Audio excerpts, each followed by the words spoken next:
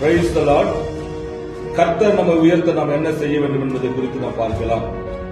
தாழ்மையா இருங்கள், கர்த்தர் உயர்த்துவார் என்று யாக்கோப்பு 4வது அதிகாரம் 10வது வசனத்திலும், அவருடைய பலத்த கரங்களுக்குள் அடங்கியிருக்கிறவர்களை கர்த்தர் உயர்த்துவார் என்று 1 பேதுரு 5வது அதிகாரம் 6வது வசனத்திலும், கர்த்தருடைய கட்டளைக்கு கீழ்ப்படுகிறவர்களை கர்த்தர் உயர்த்துவார் என்று உபாகமம் 28வது அதிகாரம் 1 14 வசனத்திலும், கர்த்தருக்கு காத்திருக்கிறவர்களை கர்த்தர் உயர்த்துவார் என்று சங்கீதம் 37வது சங்கீதம் 34வது வசனத்திலும், இடைவிடாமல் அவரை ஆராதிக்கிறவர்களை கர்த்தர் உயர்த்துவார் என்று தானியேல் 3வது அதிகாரம் 16வது வசனத்திலும், அனுதினமும் ஜெபிக்கிறவர்களை கர்த்தர் உயர்த்துவார் என்று தானியேல் 6வது அதிகாரம் 10வது வசனத்திலும், கர்த்தருக்கு உற்சாகமாய் கொடுக்கிறவர்களை கர்த்தர் உயர்த்துவார் என்று மல்கியா 3வது அதிகாரம் 10வது வசனத்திலும், கர்த்தரை அனுதினமும் தேடுகிறவர்களை கர்த்தர் உயர்த்துவார் என்று மத்தேயு 6வது அதிகாரம் 33வது வசனத்திலும் பார்க்கிறோம்.